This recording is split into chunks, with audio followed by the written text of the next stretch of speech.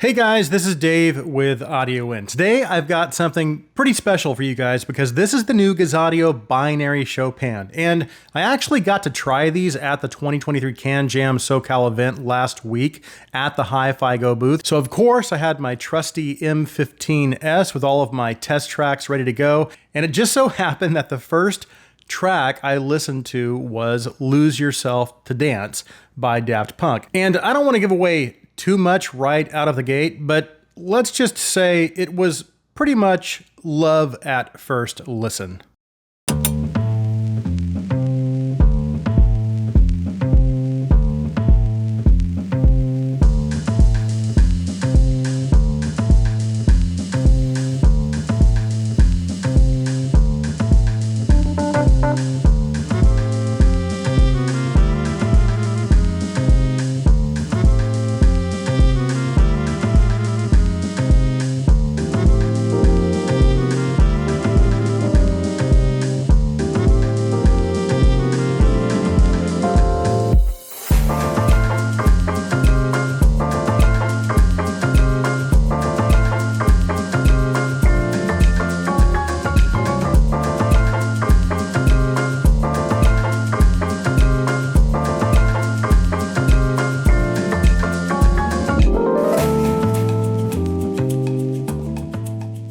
Okay, let's go over what's included in the box. Of course, we have the IEMs and cable. It also comes with a nice hard plastic case, 2 IEM socks, which is a nice touch, a small assortment of ear tips, and a cleaning tool. Now, as far as the price specifications and design, they have not released the price yet, but my guess is based on the driver configuration and just the overall build quality, I'm thinking it's probably going to land in between the $150 to $200 price range. It has a 4-driver hybrid configuration consisting of one 8mm driver and 3 balanced armature drivers. The driver housings are made from a combination of what seems to be a 3D printed resin, and then it's capped off with a metal faceplate. As far as the design, it is very simple. I do like the silver and black color scheme with the teardrop shaped faceplate. However, it is a little plain when compared to like the Performer 5 or the UMA 2, but overall I do like its minimalistic approach. The build quality is good, it feels fairly robust, but I do like that they've also included some of the protective IEM socks. Again, I think that's a nice touch. The case is also quite simple, but it's a good size for traveling.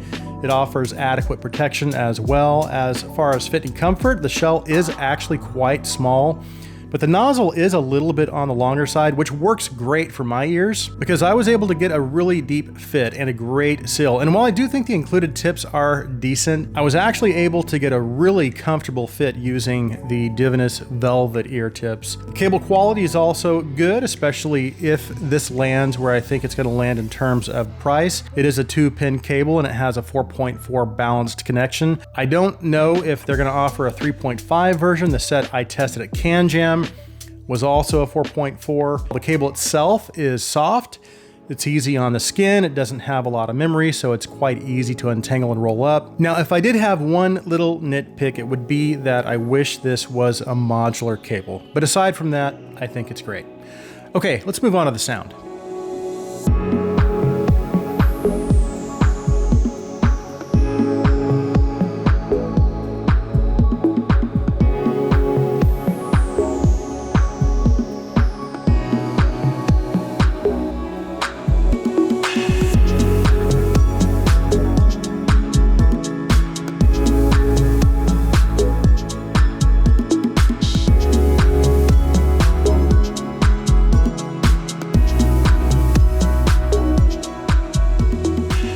So as I had mentioned earlier, I attended Can Jam SoCal and it was absolutely incredible. I mean, I listened to so many IEMs that I've been waiting to try, including the Subtonic Storm, the Elysian Annihilator, and Diva, which I actually was able to get my hands on the Diva full review, so that will be coming up soon. I also got to listen to the Symphonium Helios and Crimson, which are both great, and many, many more. But one of the IEMs that I actually had on my must-try list was this one. And at first listen, the first thing that struck me was its bass quality. And that's not to say everything else wasn't good as well. It was just that the bass quality really stood out to me. But before we move on, I want to quickly touch on Binary's background and this collaboration, because up until this release, I had never even heard of Binary. So apparently, from what I've kind of seen floating around on social media, they've been around since about 2017, but up to this release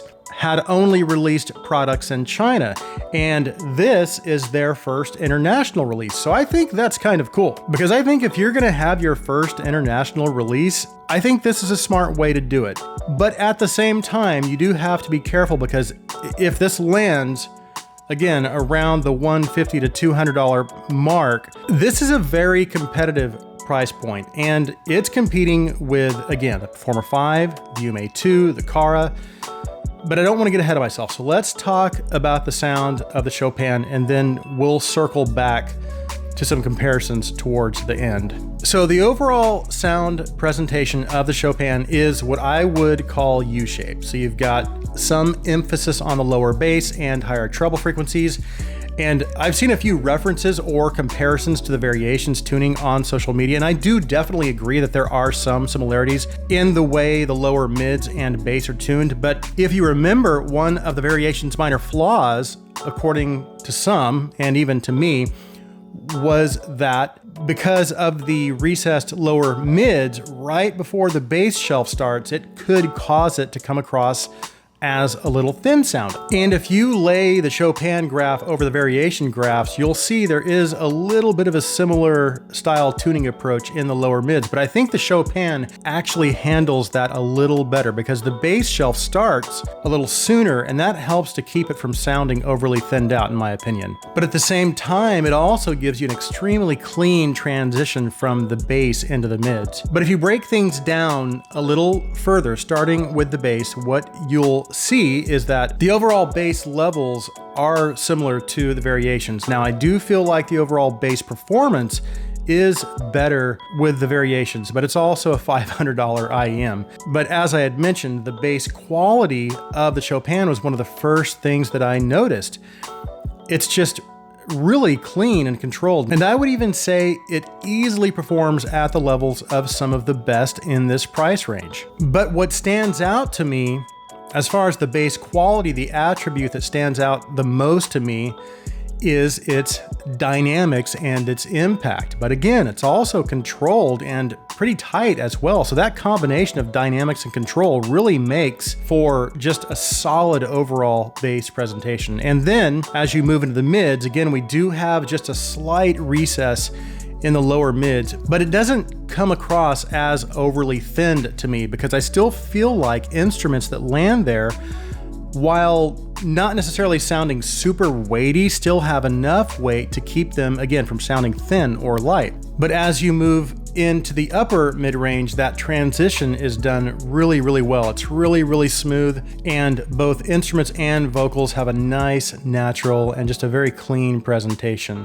And mid-range detail is also really good at this price point. And then as you move into the treble, you do have a good amount of treble energy that, when combined with the upper mid-range, nicely offsets and balances out the bass. So its overall presentation is nicely balanced.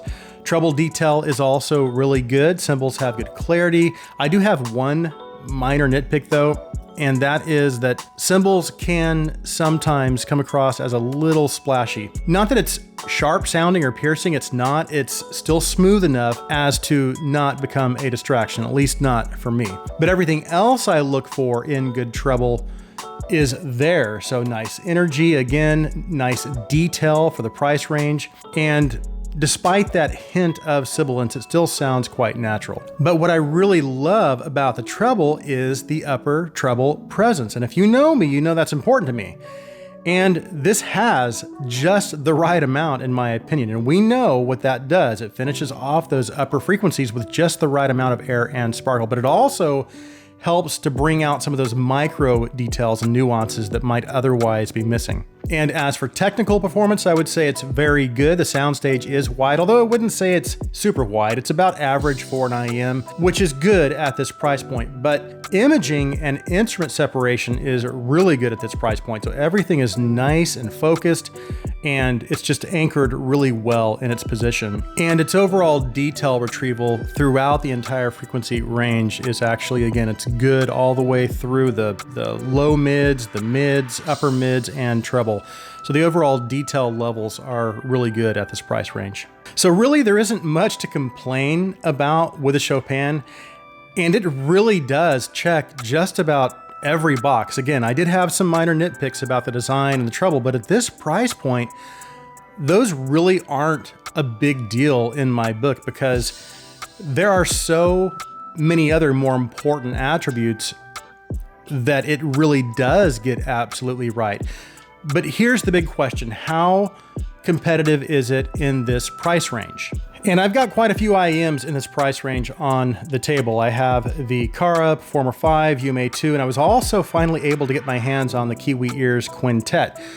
But that's going to be in a separate video. And besides, I just got it, so I need to spend more time with it. So I'm not going to be using that for comparison today. But these three, the UMA2, Kara, and Performer 5, are my top three at this price point right now. The Performer 5 holding the top spot, UMA2 coming in at a close second, and the Kara comes in third place. So I will tell you right now that I do prefer the tuning of the Chopin over the Kara. I think the bass levels and bass quality in general is just a little better with the Chopin, and the treble is also just a little smoother and more natural sounding with the Chopin as well. So that automatically bumps the Kara down into fourth place. And then next we have the UMA2.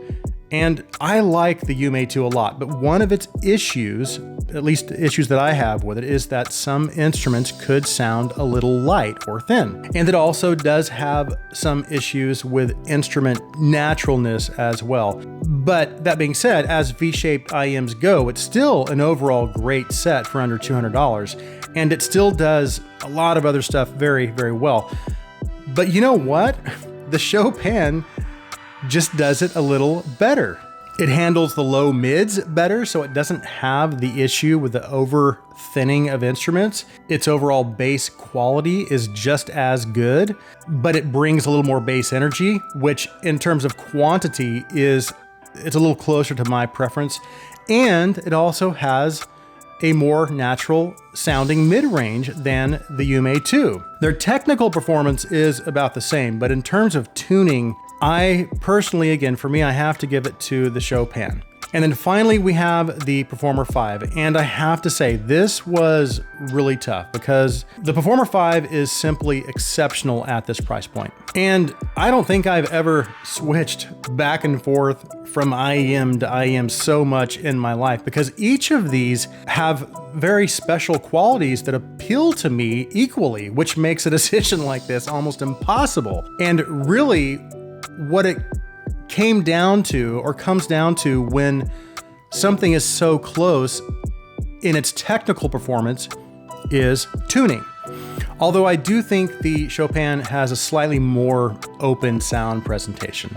And I have to be honest, I couldn't decide. So for the first time in Audio In Review's history, I'm declaring a tie, because the mid-range of the Chopin sounds more natural to me than the Performer 5, but I prefer the treble presentation of the Performer 5. I also prefer the smoother bass presentation of the Performer 5, but the Chopin also sounds, again, a little more open and brings just a little more treble detail. So here we are. So for me, I love them both. And again, in my opinion, these are both the IEMs to beat currently under $200. I do actually still prefer the design and build quality of the Performer 5.